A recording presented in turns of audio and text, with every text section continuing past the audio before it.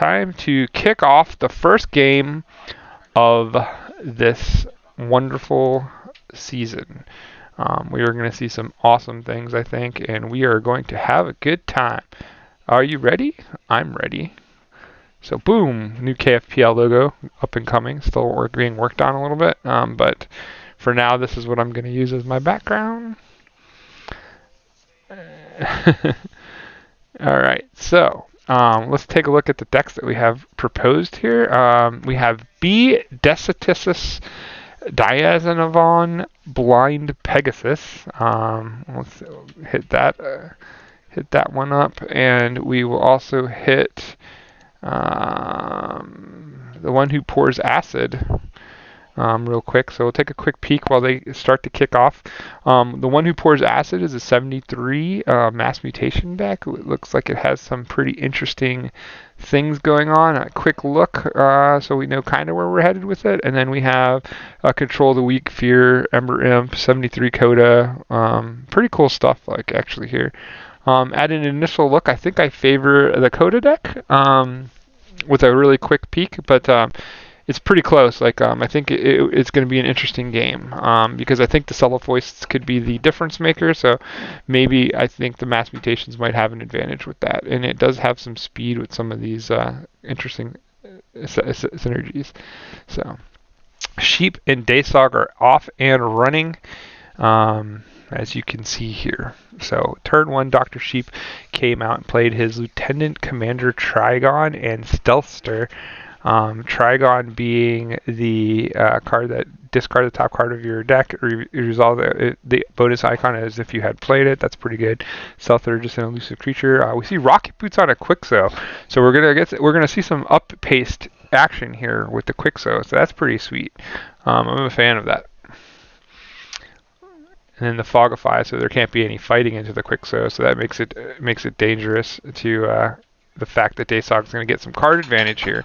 And card advantage is a important part of the Keyforge game, so very, very cool. Very cool interaction. Rocket Boots is very underrated for how awesome it is if it sticks.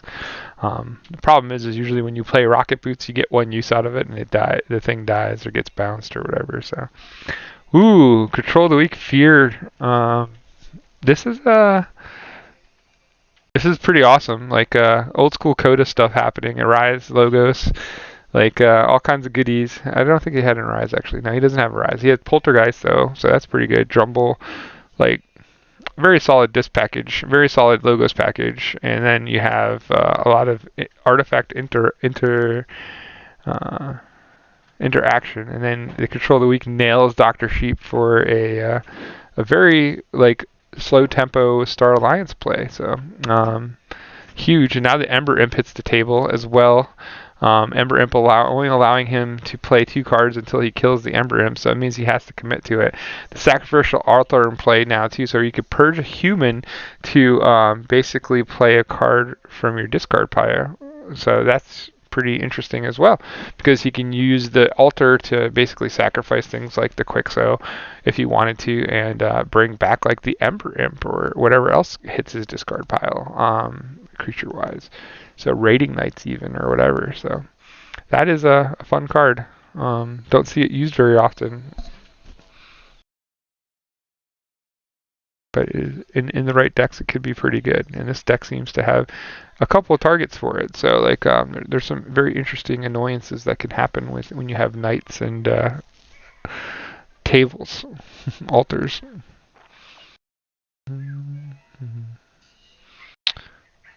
So Sheaf is just trying to finally get some traction here. So he does get to the Cellofois and Fandangle. Not really threats at this point, though, because Sheaf has no Amber, but definitely looming. So now there have to be the choice. So there's the punctuated equilibrium. So he's going to get to at least look at more cards and hopefully get some nice things. But that can be dangerous if you put something really nice into the... So now he has the sacrificial altar where he can use the Quixo to bring back any of these creatures if he chose to do so. So he does have a Drumble there. He does have the Protectorix. He has some things that are interesting, but Are they more interesting than keeping a rocket-booted Quixel? I don't think so. Oh, and then there's a Blossom Drake that turns off the Sacrificial Altar. So kudos to that play. Blossom Drake, very underrated card. Very exciting to see it hit play. Let's see what happens. It goes back to DASYOG, who did forge his key and has 1 amber, so he's got a pretty good start here. But we'll see, as we know in Keyforge, that boards don't always matter, but they can start to matter. And in this case, having 4 creatures in Untamed that can instantly basically burst up a 5 amber.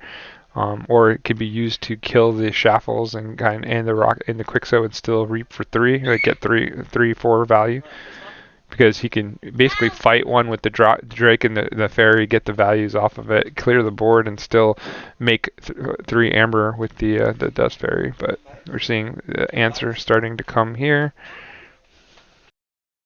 as Shield of Justice and the Sergeant Zakiel combine to get rid of one of the options there, and he's going thicker on the board here, so this is pretty sweet. The armor and stuff is relevant. It's going to be a pain for some of the creatures here, but we see Sheep going right back into that Dark Fairy mode, get the value, kill the Shaffles, so he stops the Amber Bleed, and he starts to just kind of do some board maintenance, and then uses the Blossom Drake to fight the Protectrix, because we don't want to see healing and cleanups on the side of Sanctum. And then there's the Resurgence, so he's able to still bring back the Fandangle and the Shadow Id that he lost in the Punctuated Equilibrium. So what is he setting up a Shadow Id for? Maybe to put near the Fandango next turn to kind of give it some protection. He does have 2 Rad Pennies, a Safe House, 2 Bow Nithings. So this deck is actually like in a good position right here to really just keep pushing, especially with the Fandangle being a huge threat for what could happen next turn, especially if he's playing Rad Pennies and things like that, Bow Nithings. The good for nothings. So we'll see what happens there as we go. Another cool thing that I did was yesterday I finally put together my own Keyforge cube. So this Monday we're going to experiment with that and play around and see if we can't create some fun formats. But cubes are a fantastic way to play Keyforge, I'll say that. I think they are. And I came up with a head-to-head version of a cube that is really fun. And I think it's very entertaining. My cube is pretty powerful too, though. I think I'm going to have to tone it down at some point. But for now, I just put in cards I wanted to see and play. And I have like a big box of cube scraps of decks that I pulled apart. So I'm trying not to kill my decks with my cubes and with my gifts to people. But I'm helping people like find cards to use for alternate projects, and so I've had to let a couple of the decks die by sending out cards from those decks. But the decks that I lost, I'm not overly sad about. So, and I still have all the scraps. So. Oh, really? Yeah, cool. My cube variant is really simple. It's like you shuffle up your cube like you're gonna play, like you would play in any cube. You shuffle it all up, and then what you do is you lay out 12 cards per set, like basically like a draft pack. And what happens is the first person gets to pick one, give one, and scrap one. And then like basically you go back and forth doing that for the 12. And then so basically you're removing cards from game. You're adding 1 card to your pool, 1 card to your opponent's pool, and then you go back and forth doing that until you draw enough cards. Like you do that for like what would be 20 rounds or so, and you would basically have enough cards to build a deck then. So it's pretty fun, I think. I like it, and it is like really strategic, and you know exactly where your opponent's going, so you can kind of plot and counter what your opponent is doing. So it's pretty interesting. But that's my one-on-one drafting variant. For cubes, see, I'll show you my cube My cube box. My cubes. See my cube box. Woo, there's my cube. Look how pretty that is. Woo. You too can make a cube. This is a very good way to use your extra decks. I have a couple.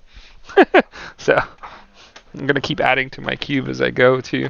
I think that's my goal now, is to build my cube library so that I can kind of get to where I want to get. I don't have any Martian Generosities in my cubes, so because that's such a rare card, but that is the one card I really want to add to my cube at some point. I want to add 1 or 2, not too many. But there's plenty of battle fleet, so I don't go more than 4 of any card in my cube either.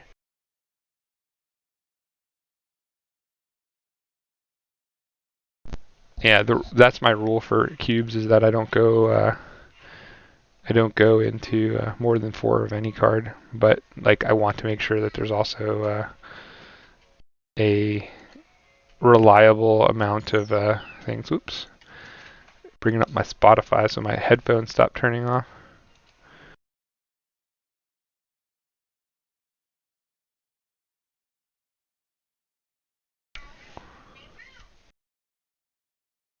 Yeah, my cube is all sleeved up, ready to go.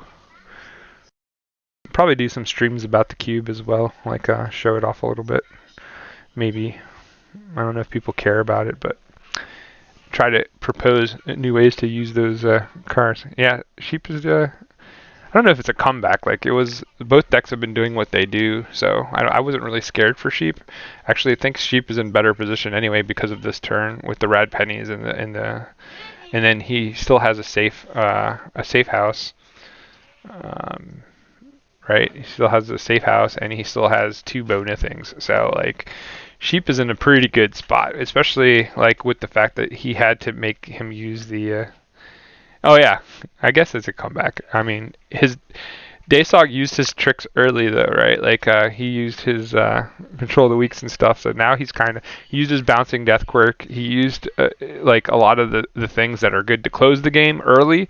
So he has to cycle through his deck, which he just did, right? And like reset all that. So we'll see what happens, because those turns will come back again soon. But that's Keyforge for you, right? Like, there's just so many cool things going on with it. Especially when you're playing like a limited format, right? Like, this is pretty much a limited format for Keyforge, because you had to pick from a pool. So sealed is not always perfect, but both of these decks actually I think are pretty strong. So one of the good decks in this tournament is definitely getting taken out. I think Sheep's deck is really kind of like a tool, like a jack of all trades kind of deck. As you can see, has tricks with all the things. Like, his Star Alliance is his weakest house here, but like his Untamed and Shadows are really kind of insane. Like, for how they disrupt the game. So I really like it. And then the Star Alliance still has value because it has things to kind of bump up things and small tricks to help out. Whereas DASYOG's DASYOG deck has the double control of the weak, the poltergeist, the altar, drumble. Like, it's got some cool things going on for it too. Sanctum is like his favorite house, so it's not surprising that he's playing a Sanctum. Lots of control. Yeah, both these decks are good. Like, I think this is a sad matchup in some ways, because it's interesting too to see what people are playing, right? Because like, looking at these decks, I would think these would have to be in the higher end of what they drafted, like what their pool looked like. So it's interesting in week 1 to see people come out and like play their best decks. Some of them, I think, are playing their best deck in week 1. That's kind of interesting. Like, the thought process that goes into this format is interesting. Like, I can imagine people seeing Ugluk as their opponent, like whoever you played this week, Ugluk, and them going, you know what, I'm playing Ugluk, he's way too good, and he's like a really strong player, so I'm going to bring my crappiest 2 decks, and like, if I go 2-0, I go 2-0, and like, I'm not losing my value for later. So if I have to play Ugluk down the road, I'll be more ready. I think that's like a legit thing to think about, like in a format like this, is like, who is your opponent? How good are they? What are you willing to risk losing to them? And you use your trashier decks to throw at people that you think you have a hard matchup against, and you kind of save your bombs for when you think you can get wins, right? Like, format I'm pretty happy with, so I'm pretty excited. And again, on Monday or Tuesday, whenever the video comes out, me and Z will be announcing that next month's KFPL event. It is going to be Oubliette. Listen to Jupe, people. Bring your crappy decks against me. Eventually, they won't have crappy decks for you, Ooglik.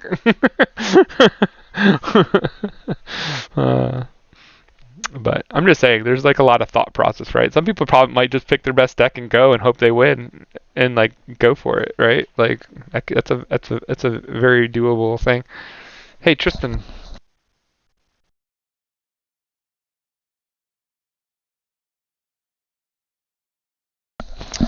Yeah, sorry, I had to make sure that Harlan got some more milk. The milk. If you do notice, there is a bit reward emote now in Twitch of Harlan in a bucket. One of my favorite pictures of Harlan. Chocolate milk. Harlan's gonna get it for, or Tristan's gonna get it for you, Harlan. But Harlan is talking a lot more now. He's very bossy. So, you want to say hi to everybody? No. No? Yes, you do. That's why you're coming over here. Put your hat on. Show him your hat. Show him your hat. Woo! Woo-hoo! Look at this boy. Look at how cute. Look how big he's getting. Say hi, everybody. Hi, everybody. Have a good day of Keyforge. Have a good day of Keyforge. Yeah? All right. Say hello. Hello. So, this is Harlan. Woo! Say hi, wave. Wave. Say, I'm the cute one at the brunch, huh? Yeah. Goodbye. Say, so DASYOG plays the Terror and uses the Pit Demon to remove the stun. You gonna say bye? You gonna go back and play? Go eat your popcorn. Bye. Bye. So, there's my son. He's a good one. So DASYOG does take this game down, and the Coda deck does win. So my initial quick assessment of the two decks was not incorrect. I got it right, at least in this matchup, which is sad to see a pretty solid deck go on this one. But that happens, right? As we watch them go into intermission and get their second game set up. So very close matchup, I thought, like 73 on 73. That was an interesting matchup, but I see that in the poll that I ran earlier, there was people that made some choices. Let's see what they made. It was 100% that Sheep would beat DASYOG, but only one person actually picked that. So choose outcome.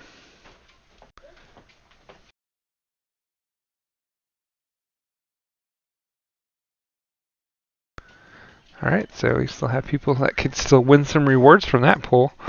Will he be able to come back is the question at this point, right? Watch.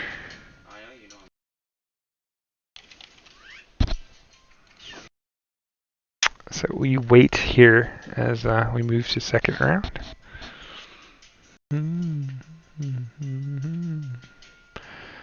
Are you okay, Annie?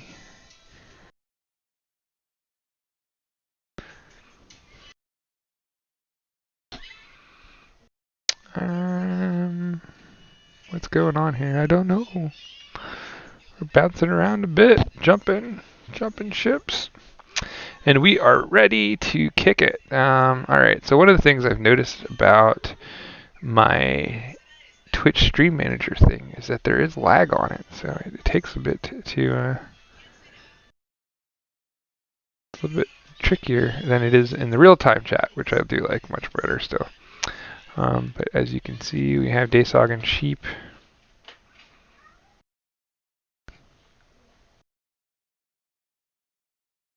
Alright, so we see that Skeptical Lion Felix is now going to be put up against... wait a second. Yeah, this is the same deck. Alright, I didn't remember the name. Alright. Doot. We do see Skeptical Lion Felix. Let's take a peek at this deck real quick. So we have, again, the Control of the Weak, Double Fears stuff. Skeptical Lion Felix, a 65 AOA deck. Banish double exhumes, exploit, risk clocks, life for life, Grump Buggy, Chancter, Craig, War Grumpus. I kind of still like the Coda deck here. I think we could see another Coda win here. I think for DASYOG, but we'll see what happens because if the Grump Buggy gets moving, it could get pretty scary. Yeah, like so there's. I don't think it's a blowout. Again, it should be a close kind of matchup. Closer than what the Sasses would tell you, 65 versus 63. But it is interesting because his shadows and his dis are really good. Like not too bad, not amazing, but they got tools that make the Brobnar better. And when you have Brobnar, you need tools to make it better. So, and I think that there is a good chance for some Brobnar shenanigans, and he is coming out strong in the Brobnar, so that is helpful.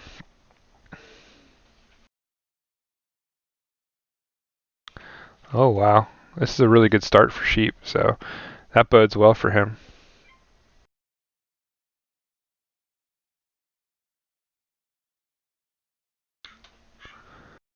Yeah. Ooh.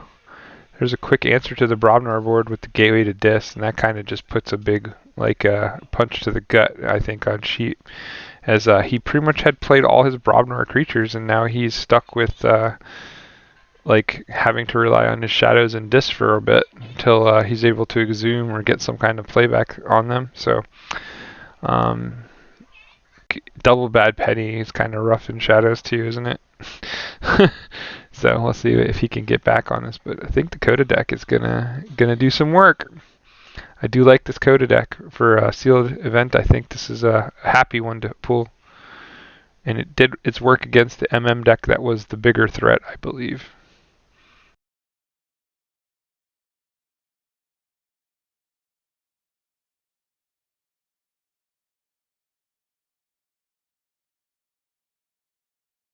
So Ganger Chieftain getting the Nux on board, get some value off of it. I got an Angus trying to bomb the stream now too. So let's go to the live screen mode. Let's go bigger for you guys and show you the cat who's back. Say hello, Angus. How you doing? My little cat. My tiger.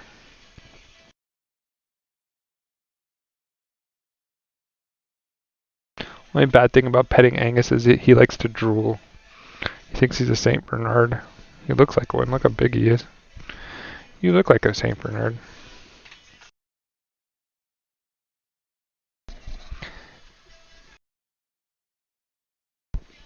Getting the cat purrs. Yeah, he's big. Look at him. Say, big boy. Big boy. Gentle giant.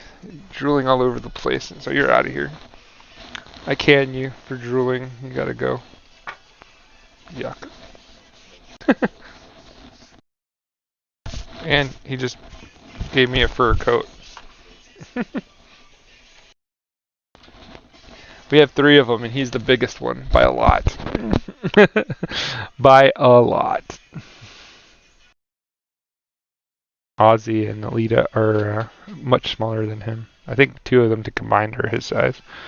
So He's a good boy. Alright, so we see DASYOG is still doing damage and like using his Sanctum size to push this board down. We see Sheep trying to still kind of keep ahead and find answers. He does have enough shadow tricks to maybe bring this back a little bit. But he also has some. He's going into his Dis house. What else is in Dis here that might. Are we going to see some Exhume action? He does have 2 Schulers, so I guess there's value in those as well. See the Hysteria. That would be interesting at this point. I think he might have the Hysteria and he might be thinking about it. There's the Misery Exploit. Helps him get some extra Amber and some speed. But he's going to Exhume. Does he Exhume something that's going to give him like a more Hysteria value? That would be neat. Okay, now he goes Groggins. Interesting choice.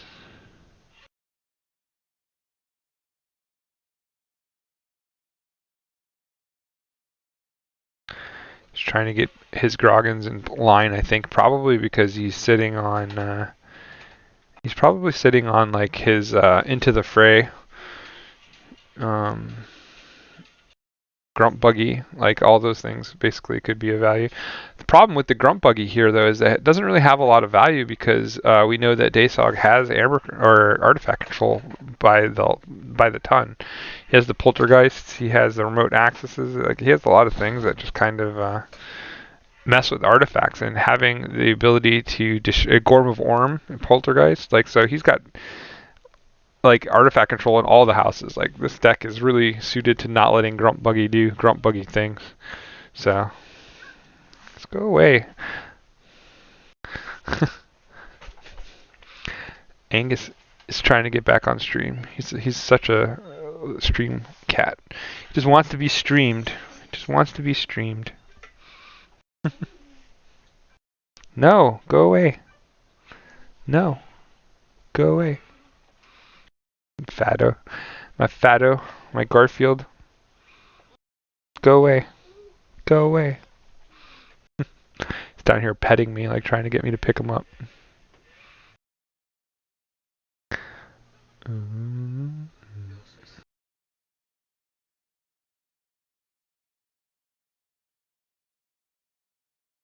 Sheep's doing a good job of staying ahead here. I like it. Like, there's definitely some value in the in that line where he was able to kind of get his Brobnar back with his Exhumes and stuff like that.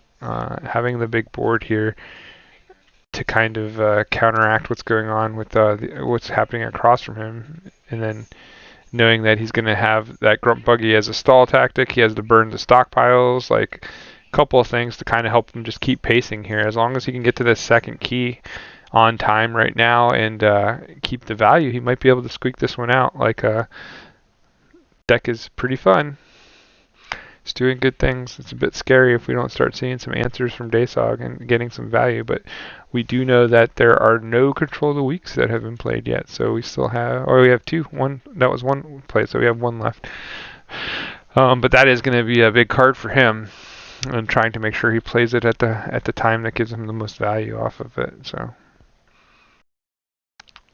Control of the Week is still the best card in the game, I think.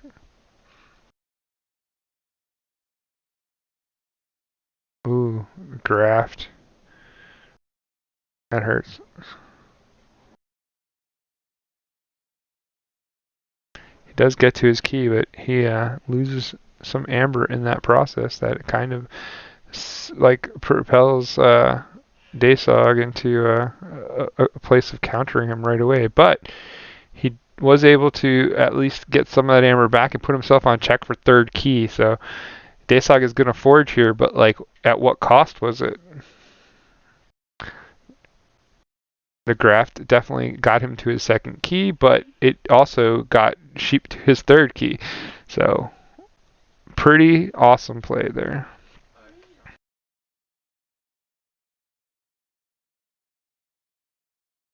Sheep is looking really good right now. And there's no good house to control to weaken him into, in my opinion, at this point. Because if he puts them in dis, like we know that there's going to be, can kind of predict. There's 6 cards in hand, none in the draw, so you'd know exactly 1, 2, 3, 4, 5, 6, 7, 8, 9, 9. So he has 3 discards in hand, so there's nothing that's good is going to come out of that. You know that there's 2, no, not Bone, I think. What's in this one? So 6 cards. So we know 3 are in his hand. So we know that the vanishes are gone, the exhumes are gone, right? Both exhumes are gone? Yeah, both exhumes are gone. We know Misery Exploit, 1 is gone, 2 is gone, so 2 of those. Hysteria is still looming, so that's kind of huge. Yerk is still around. Yep, so Yerk, Hysteria, and Tolos, I believe. Or no, Tolos is dead. What was the last card here? Soulkeeper? Yeah, Soulkeeper, yeah, that's out. So Schuler, 2 Schulers. So there's a Schuler, Hysteria, and a Yerk that are left in disc, and that's what's in his hand. That's for sure in his hand.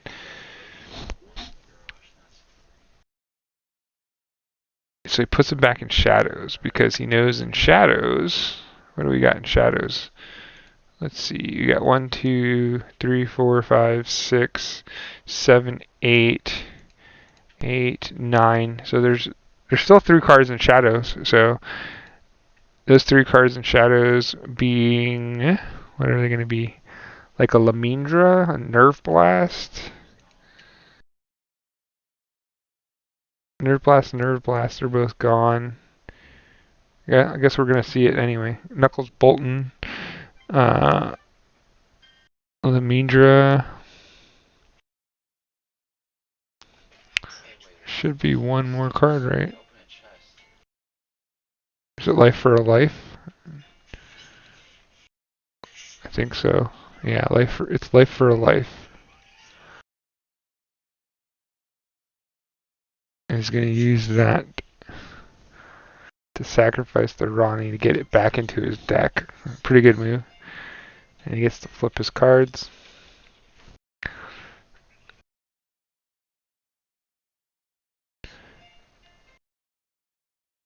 And put himself back on check. Always be checking at this point. You can't afford not to keep that pressure and make DASYOG have an answer.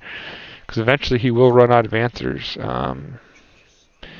His deck is not geared for a lot of Amber control. He does have the Drumble, so going to 7 could have been a bad choice if the Drumble is not dead, which it is not. So the Drumble will make a play here, I think.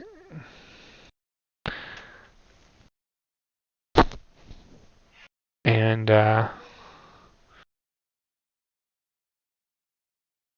yeah, the Drumble is pretty much all he has for. Like he has to have the Drumble here, or he just loses. He does have the Pit Demon too, so he can get some value, but he can't use the act. He can only reap with the Pit Demon, so he's gonna Drumble, put all the Amber on it, and then he can reap with the Pit Demon, and that's about it. He can also use the Sacrificial Altar to kill the Bulwark and bring back something from his discard pile if he saw fit, like maybe the Shaffles. It might be worth it because he has such a limited amount of Amber control. And we'll see him kind of try to lock down some Amber control here. Yep, so that's exactly what was expected. Get the move forward, and we see Dr. Sheep is going to discard the Grump Buggy because he knows that he can push through right here, kill the Drumble, and like DASYOG's going to be in a really tough spot, especially if he kills the Pit Demon and the Shaffles as well, which he has the capability to do with the Into the Fray that he's going to get a ton of value off of. So.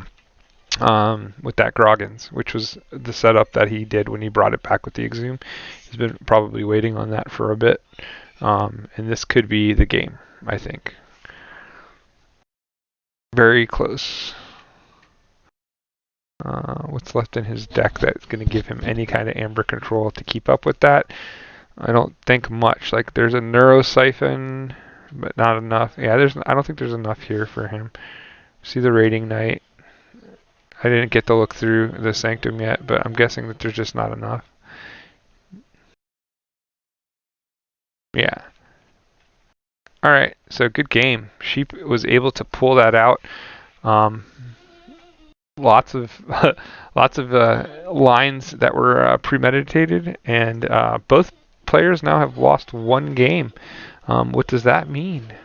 That means that there's no real winner, clear winner, like because both people have lost something this week. So I love this format. It's so like punishing. I love it.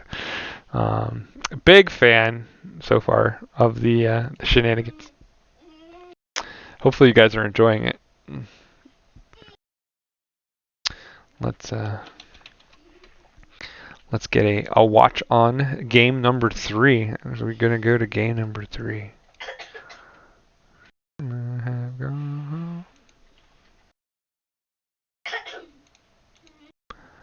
need a new one here. Let's see. There we go. Let's see what DASYOG brings to the table for deck number 2. What will it be? As we know that Desiccus is out by way of Brobnar. Awesome. Gotta cheer for the Brobnar heads, right? I gotta do that. But let's see what DASYOG can bring to the table now. As I get another look at the skeptical Lion Felix. Did work. AOA representing with the low SAS win. Goes to show you that decks in this game are viable no matter what the SAS says and how good or bad your cards are, right? They could line up pretty well.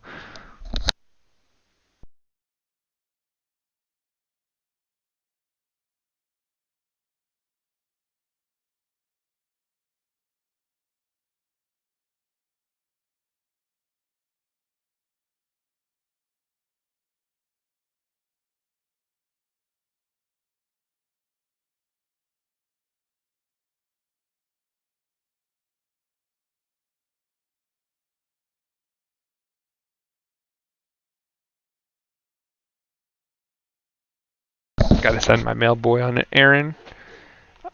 Here.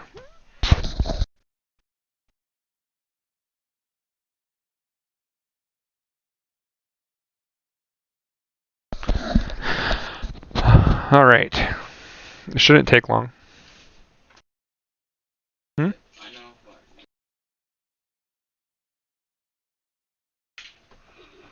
All right, so we see a deck that I'm not going to try to pronounce, but it is a World Collide deck. It is 70 SAS. So it looks like that DASYOG got a pretty decent pool. Double Mimicry. Woo, that's gas. Double Tata Vapors, some speed. Worlds Collide. I just love Worlds Collide. It's so good. Book of IQ, Transporter Platform, Franz, Moons. I think this deck is going to be pretty well suited to take on Sheep's deck. But with that said, I don't know if he can answer Sheep's board state, as we do only see one unnatural selection in the mix. But the double mimicry, I think, could definitely come into play here to a degree, right? Because like Sheep doesn't have too many things that are absolutely wonderful. That are going to be action based, but he does have the exhumes and stuff, which means there's going to be a lot of speed on the other side. So I think I tip my hat towards the Worlds Collide on this one. With a quick view, I think I like what is happening there better. Like the efficiency in the card draw, I think will be a bit much for the Brobnar suite, but we'll see. Yes, both 73 SAS decks are gone. See, Ugluk, it all works out in the end.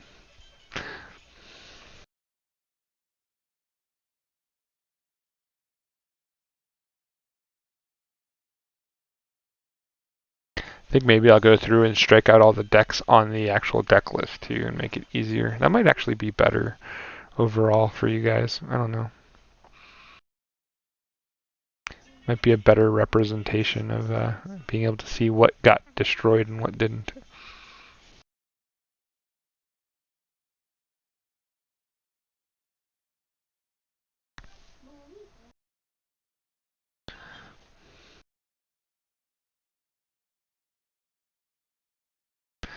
So we're off to a fast start too, amber-wise on the Worlds Collide side. Edai getting that value with the archive, just drawing more and more cards. There comes the steal factor with the Ronnies. Having the exhumes with the Ronnies is always dangerous. So the burst is real. Be interesting to see how DASYOG navigates around the tax and the burn of the stockpiles. Like, it's going to be interesting.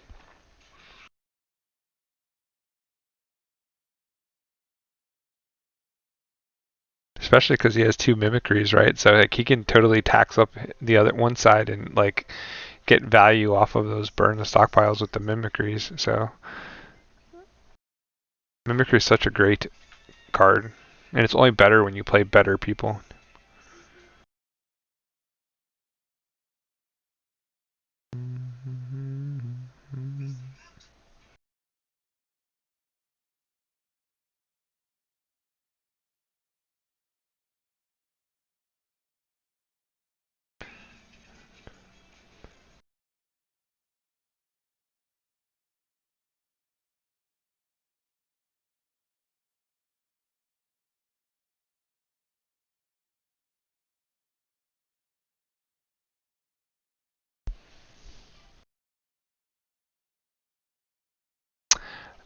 I think I'll get to work on that right after I finish this stream and see if I can't update that a little bit.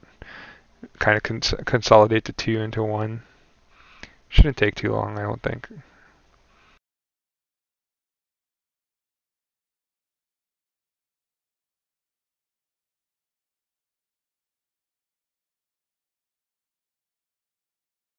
Feedback, see? Feedback gets results. Like today, there was a question about the triad tool and the triad tool not being overly great because you have to put both decks in and then do it with both decks in one entry, I guess. But like Alec heard the cry and he went and made a Season 3 KFPL 3 button that lets you pick both your decks and show your decks at the same time. So super shout outs to Alex Sheplev and his triad tool and his quick work to resolve issues for people. So A+ guy. He's been great.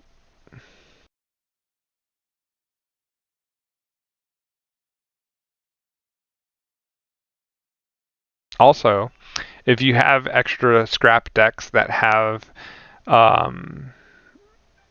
what cards? Onyx Knight.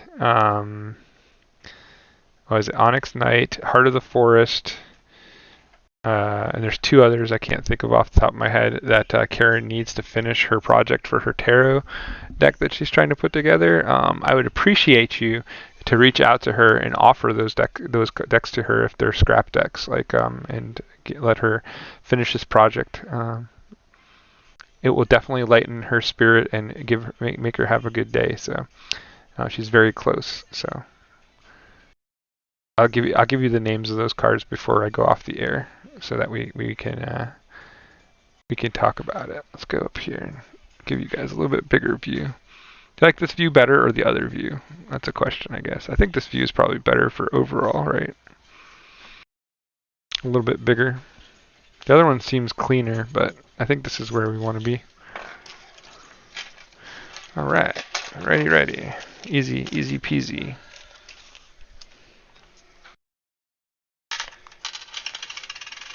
Thank you, son. I see Emmeline. Where did she come from?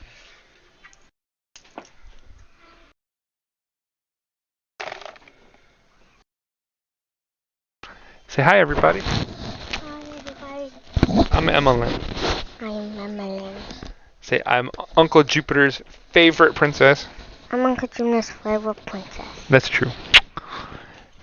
And here's my littlest dude.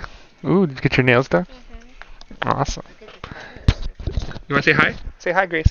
Hi. Say this is my littlest terror. I got a bed. Yeah. Are you crazy?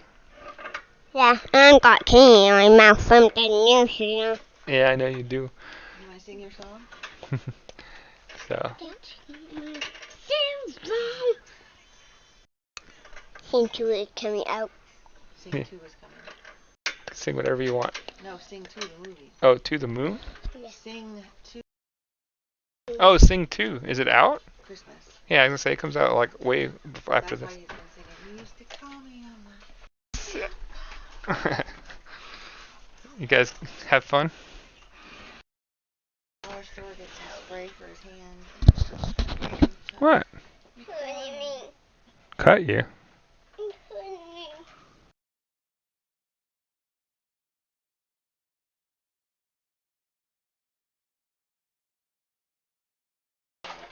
Sorry, I didn't mean to do.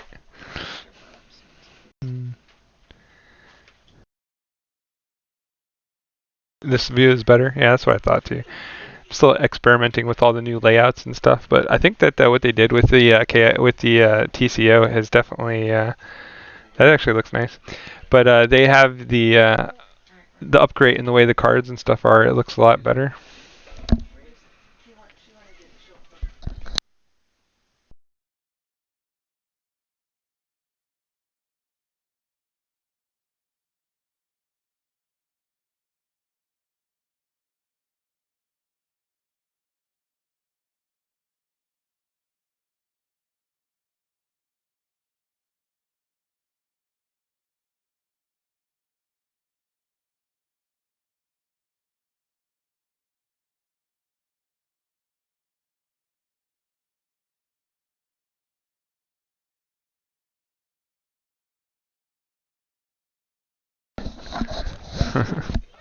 What?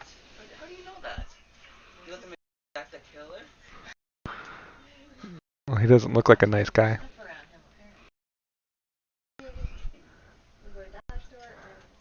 So we're seeing Sheep doing a good job of like denying things, but we'll see what happens.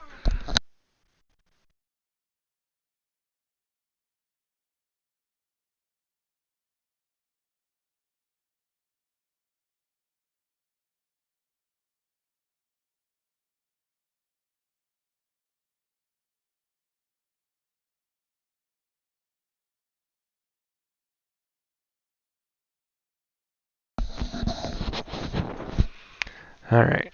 Surprise stop in from my others. That was Grayson and Emmeline, my non-related children.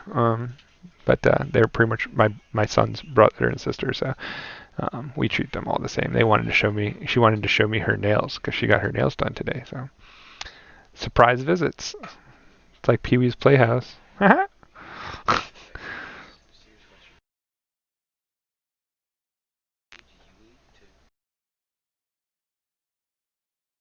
There's those bad pennies.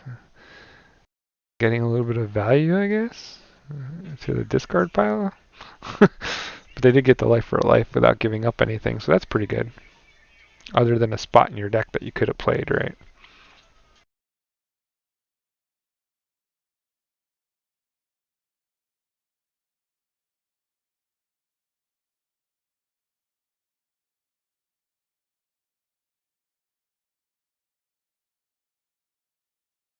Ooh, he dropped a Mimicry and a Dusk Runner. Good and bad, right? Like, that's kind of like a... the Mimicry is such a great card.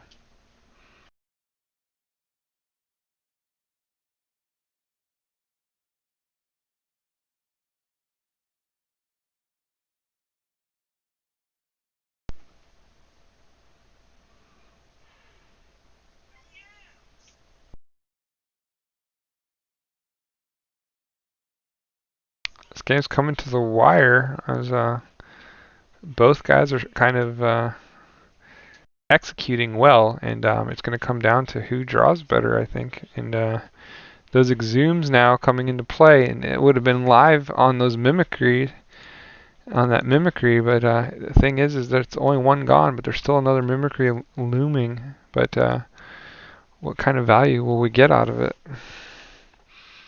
The better card you put into your graveyard, the better mimicry gets. That's what makes mimicry amazing. But if you don't put anything in your graveyard that matters, like it doesn't, it's rougher, sheep making the war cry. Mimicries are online, but there's only one mimicry. Did he miss that one of them went? The crazy killing machine got rid of one for him. I don't know. We'll see.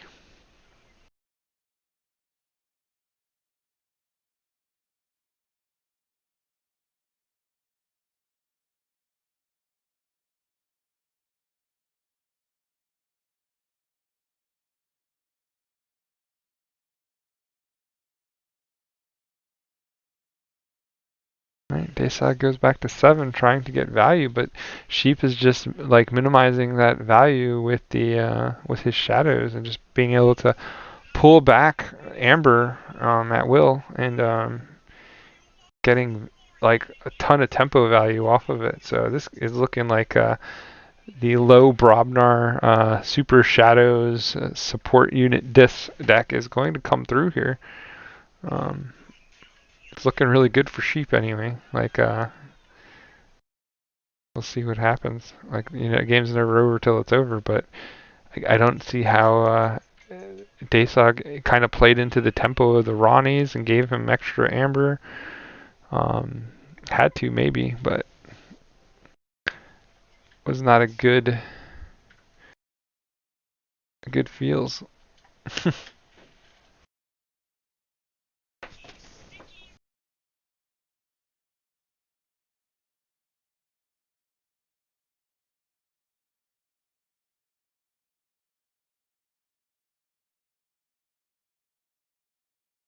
So this has turned out to be a Rocky 2 kind of fight here, where Apollo Creed is gonna possibly get knocked out by the Rocky, by the underdog deck, but both people are coming out with some bruises. As DASYOG will lose 2 decks here, but I think Sheep has lost one of his better decks, and he's been able to survive with this one. This deck is surprisingly better than it looks, right? It's doing good things. It has the right kind of support for what you need in a Brobnar. You can either play the board or play the Amber control game. Be interesting to see how this deck does going forward, and if how long it will survive. Because right now the chaos is crazy. It's been a big whirlpool, to use a Dark Tiding card that I love, as people start to jockey for position and figure out what decks are going to be where and how. So, yeah, week 1 has been exciting as far as like watching the decks get knocked out and stuff like that. This is the only deck that anybody wanted to stream, unfortunately, but we're not going to be too overzealous on people during the regular season because we want it to be as easy as possible for them. But once we get to the top 16, we'll be scheduling a lot more games to be streamed or recorded onto the YouTube. So stay tuned for those games. Hopefully you're enjoying it. But I'm a one-man show this season. I do have Aviator and Shaka and Brobnar. They're going to do some when they can, but I'm not putting a lot of stress on that, as they'll probably want to do Shaka's games and stuff. So we'll see what happens.